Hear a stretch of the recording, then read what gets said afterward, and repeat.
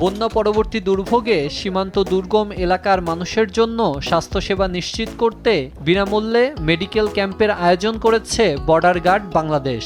মৌলভীবাজারের জুড়ি উপজেলার বন্যা কবলিত এলাকায় এই সেবার আওতায় চিকিৎসা ও প্রয়োজনীয় ওষুধ পেয়েছেন ৫ শতাধিক মানুষ। ৫২ বিজিপি ব্যাটালিয়নের উদ্যোগে অনুষ্ঠিত হয় এই মেডিকেল ক্যাম্পে অভিজ্ঞ চিকিৎসকদের মাধ্যমে ৫১৩ জন নারী, শিশু ও বৃদ্ধার মধ্যে এই চিকিৎসা সেবা প্রদান করা হয়। আমরা পানিবন্দী ডাক্তারের কাছে যাইতাম পারি না, এখন তারা আইছে ওষুধ দেয়, ডাক্তারগুলো আইছে ওষুধও দিছে, ডাক্তার দেখাইছে। ১৫ দিন ধরে পানির ভিতরে আমরা বন্দি আছি, আমরা রোজ খবর কেউ নেয় না।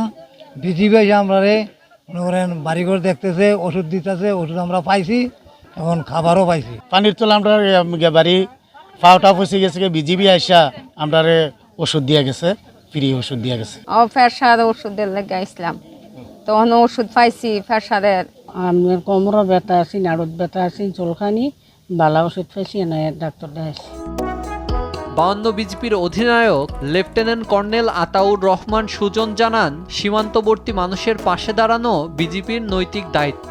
সীমান্ত রক্ষা করা একটা আমাদের পবিত্র দায়িত্ব।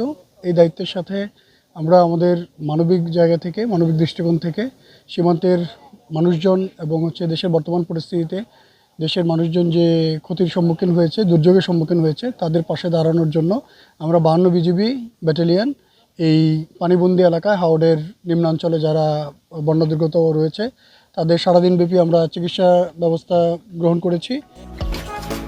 নিরাপত্তা রক্ষার পাশাপাশি মানবিক সহায়তায় বিজিপির এই উদ্যোগ সীমান্ত অঞ্চলের মানুষের মধ্যে আস্থা ও স্বস্তি আরও বাড়বে বলে আশা স্থানীয়দের। নিউজ ডেস্ক, দেশ টিভি।